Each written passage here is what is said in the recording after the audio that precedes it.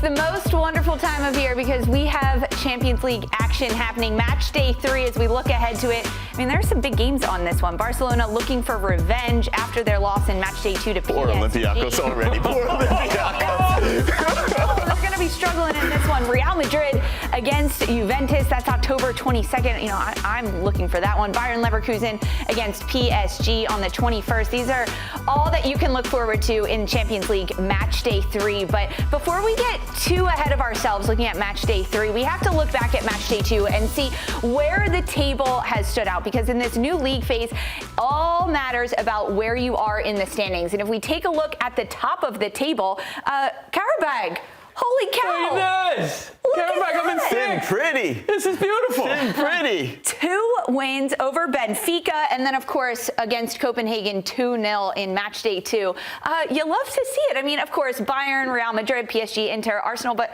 Karabag, give them some love. Listen, you think about the giants, the gigantes of this tournament. You think of the top 6, including Karabag, and they're in their rightful home. Okay, so those are the top 6 teams that are all tied 2 wins on 6 points. But after match day 2 in the Champions League, we decided let's have a little fun with some overreaction. Who cares about being reasonable? So I'm going to throw out some scenarios. Our panel of brilliant analysts are going to say how much of an overreaction, if it is, or if it's not really that much. Any questions, my friends? I'm here for it. All right, let's rock and roll. Let's go. Our first one is that Bayern should be favorites to win this Champions League season. That's an overreaction. Do you think What? I do. They're top of the table. I agree with Aaron. But the 2 teams we watched yesterday, those are my 2 favorites. PSG, the reigning holders, they just absolutely balled against Barcelona yesterday. The first 20 minutes aside, PSG is your favorite. Barcelona directly in behind them. I don't yet put Arsenal there because they don't have that winning pedigree. They don't have anyone who has won Champions League. They have the squad, but not the pedigree. Liverpool is up there easily. Bayern are amongst the favorites for me, but it's still PSG and Barcelona top 2 easily. I don't think it's an overreaction, though. I don't know. When you've got a striker like Harry Kane, absolutely banging them in, So good. and they're just scoring so many goals as a team, let alone Harry Kane to add to that. But I think their stats for me speak for themselves. I think they're sitting sweet at the top. You can't argue with that. So for me personally, I don't think that one is an overreaction. In a neutral site, Bayern versus PSG. Let's just assume everybody's healthy for both teams. You would say Bayern is a favorite. Everyone's healthy. Yeah, let's say that. I'm saying I don't think it's an overreaction. That's but fair. that's a big, giant matchup head-to-head, which is why this rock with that. competition league phase is so fun with the 2. Yeah. Right? I can rock It with makes that. the league phase pretty fun. Okay, so we have overreaction, not so much. Oh, I agree with Aaron. Slight overreaction again. They are. I would put them in that top tier, but to say the favorites, overreaction. Yeah. Well, Bayern Munich, they are at the top of the top 5 leagues. They are number 1 in most of the scoring stats. That is shots on target and the chances that they've created. So they have a chance to keep going. Plus, they've got Harry Kane up there. Okay, let's move on to our second one.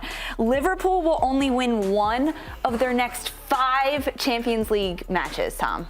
Overreaction. What are you talking about? They're struggling right now, but I think that they're just going to be okay. And even if it'd be disappointing if they only win 2.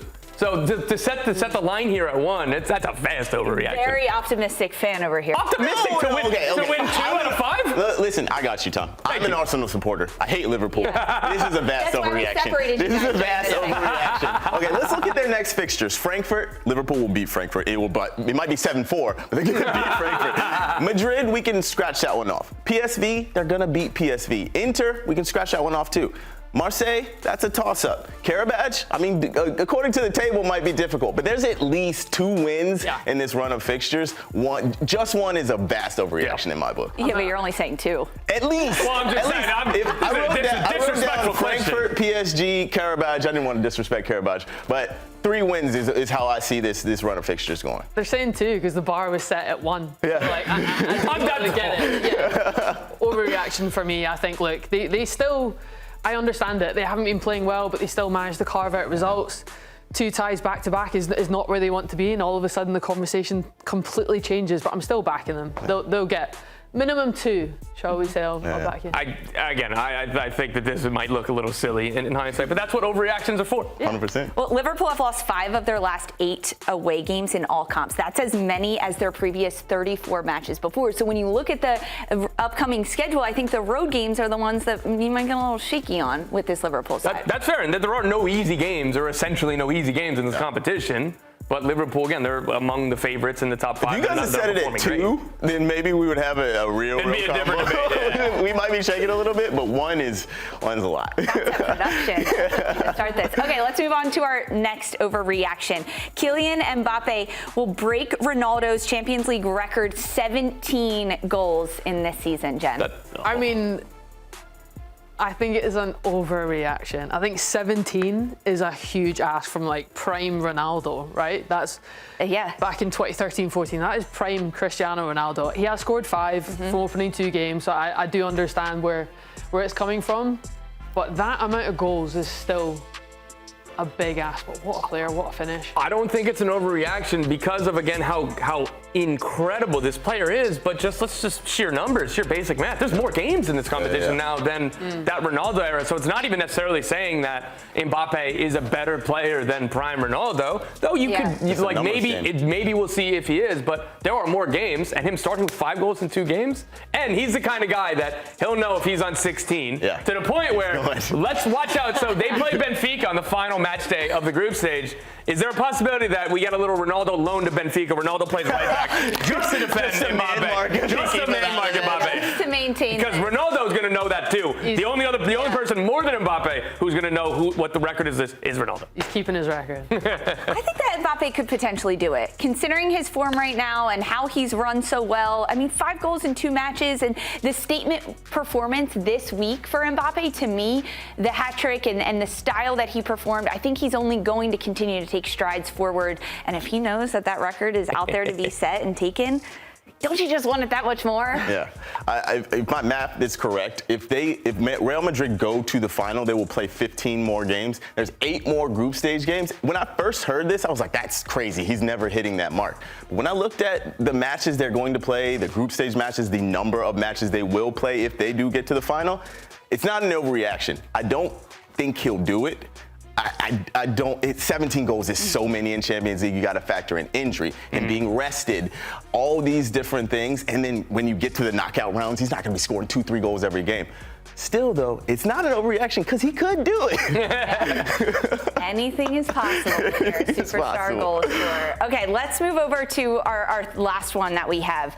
Benfica and Jose Mourinho, they fell 1-0 to Chelsea on an own goal. So this overreaction is that Benfica won't advance past the league phase. This is not an overreaction for me. I don't think they're getting out. I looked at their next matches. This is tough. Newcastle, Leverkusen, yes. Ajax, Napoli, Juve, Madrid. Real Madrid.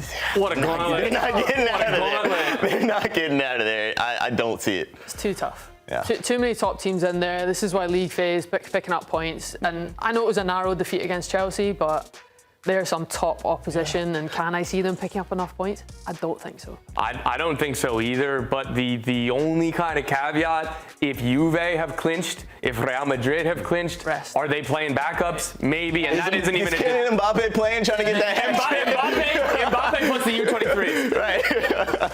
He's trying to break that record. I think for Benfica, it's going to be more, can they disrupt other teams? Can they take points off those other teams that are trying to break into the top portion of it or go into that playoff round? That, to me, is where Benfica is going to play spoiler.